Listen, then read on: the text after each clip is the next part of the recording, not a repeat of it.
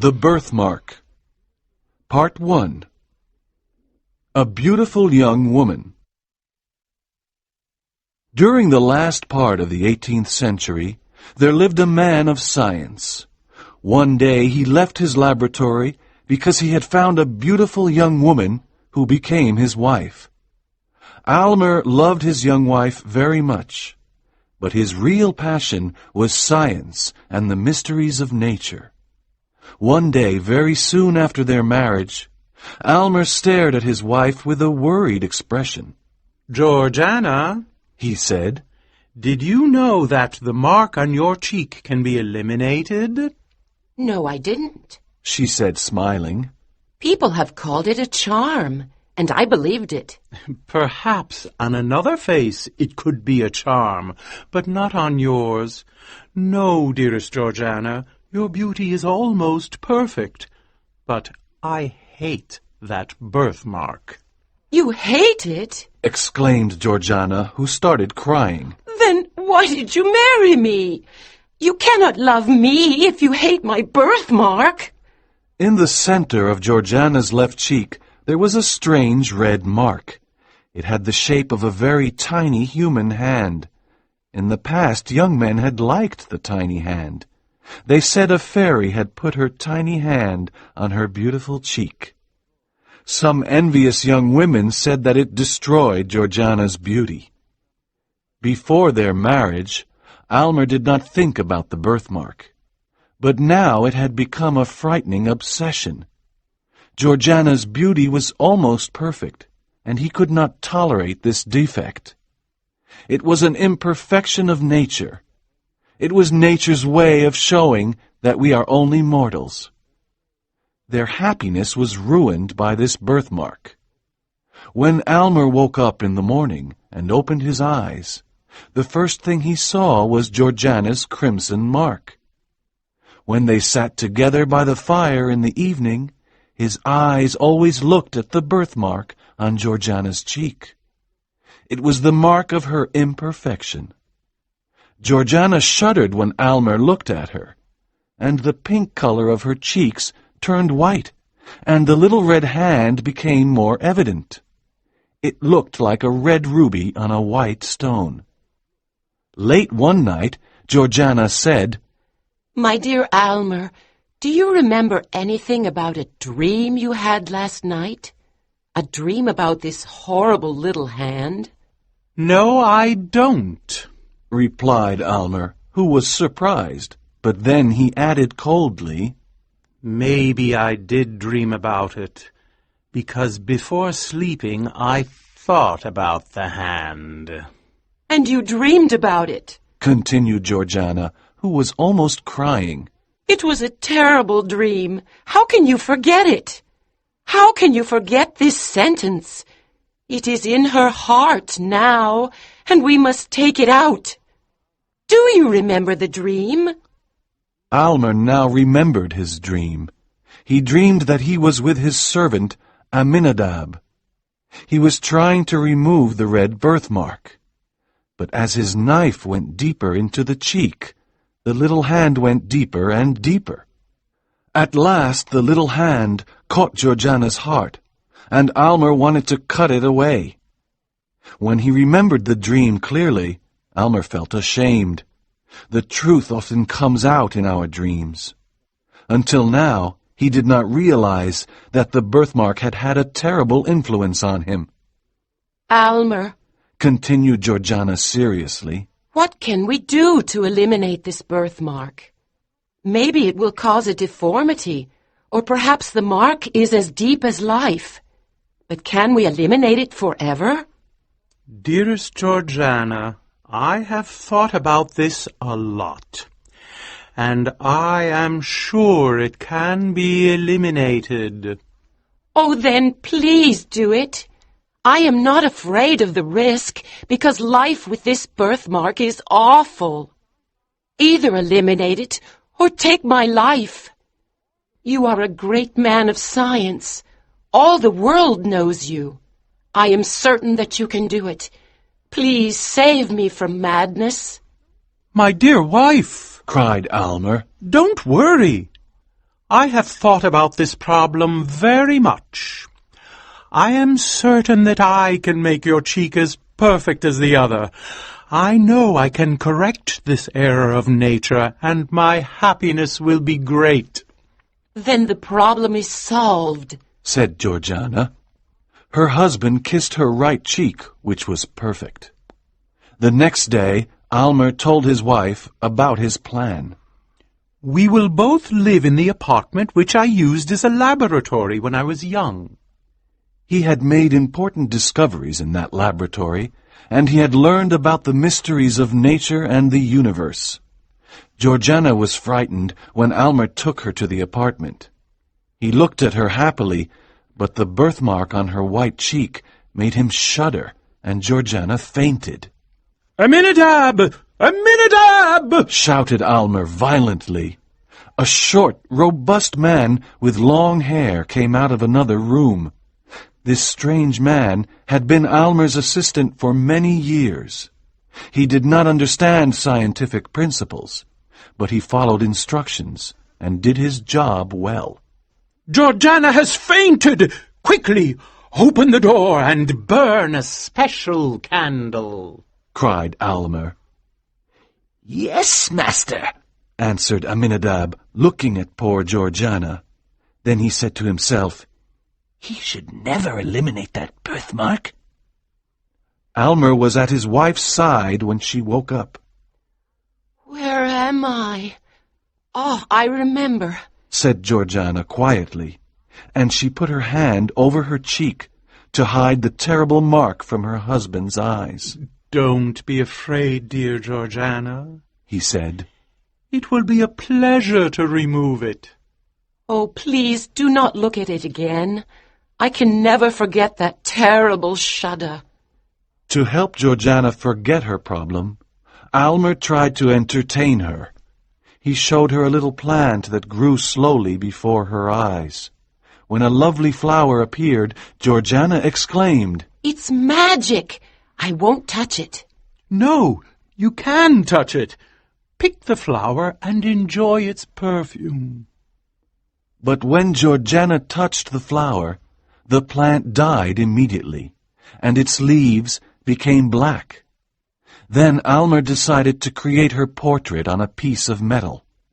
He used a scientific process that he had invented. The result was frightening, because the portrait was difficult to see, but the birthmark was clearly visible. Almer was angry and threw the piece of metal away. He soon forgot these failures and continued studying science and making experiments. He often went to Georgiana and told her about the mysteries of science and about the history of alchemy. He told her that science could do many incredible things, and it could easily remove the little hand from her cheek. When Almer mentioned the birthmark, Georgiana was always very unhappy. Almer worked many hours in his laboratory with the help of Aminadab. One day he showed his wife a small crystal ball. "What is this?" asked Georgiana, looking at the small crystal ball with a gold-colored liquid. "It is very beautiful. It looks like the potion of life." "In one sense it is. It is the potion of immortality. It can prolong life or destroy life." "Why do you keep such a terrible potion?" asked Georgiana in horror. "Oh, don't worry, dearest Georgiana," replied Almer. "Look at this powerful cosmetic for the skin." "Are you going to use it on my cheek?" asked Georgiana.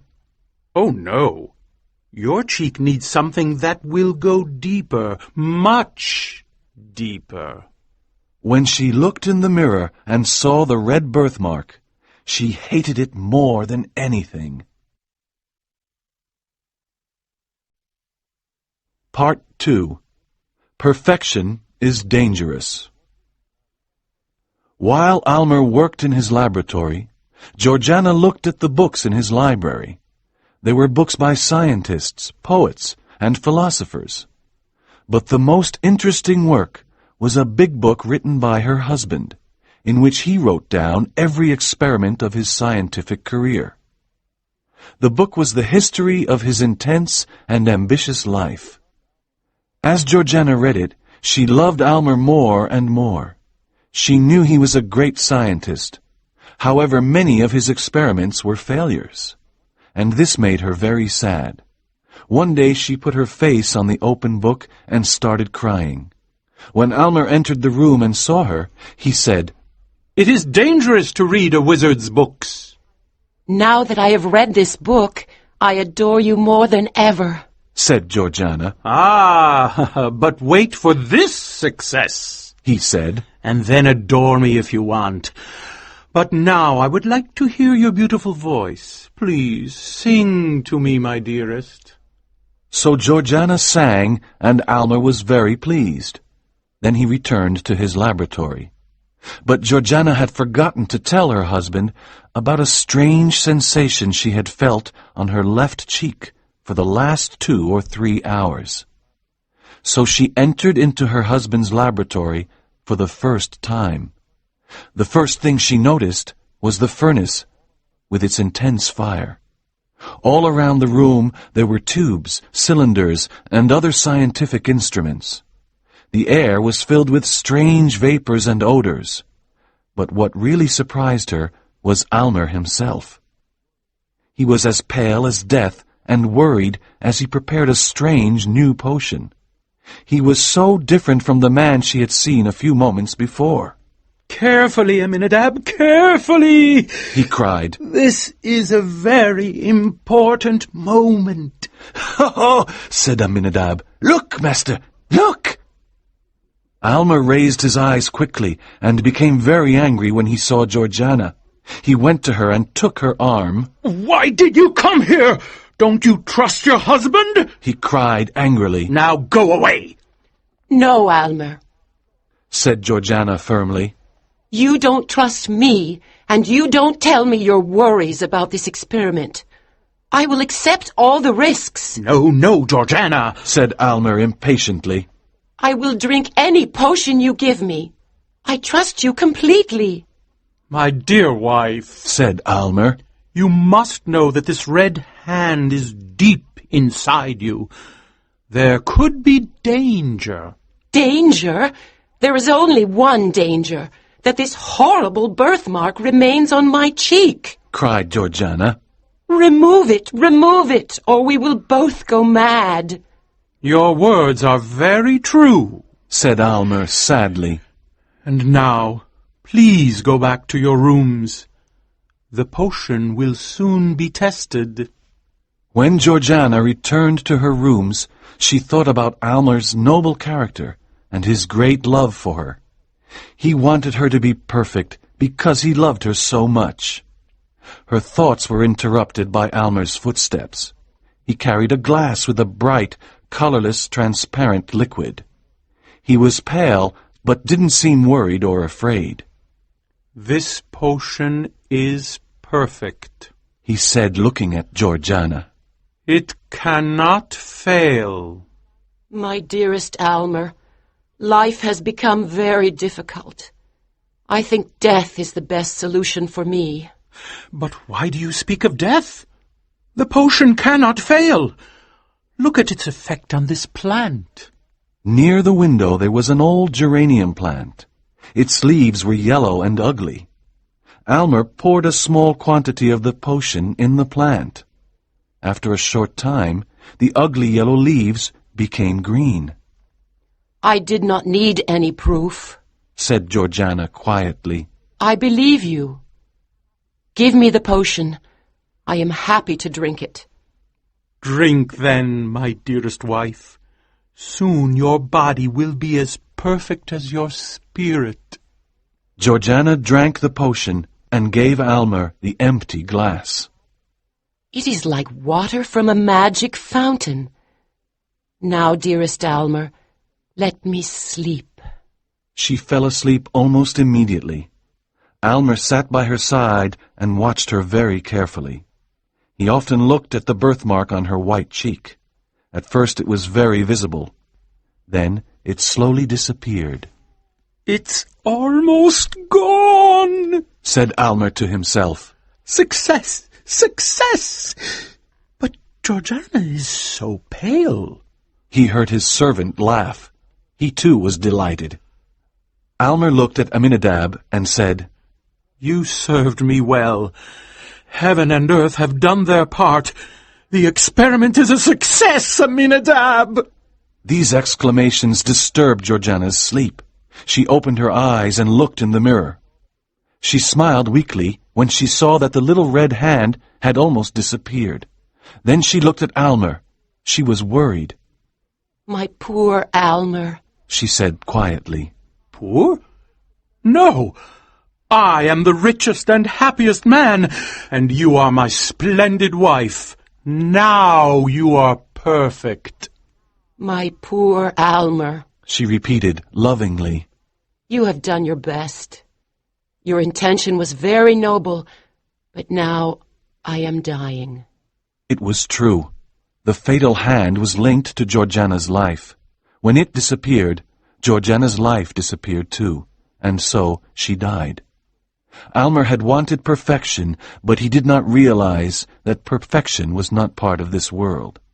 And so he lost the woman he loved and destroyed his happiness forever.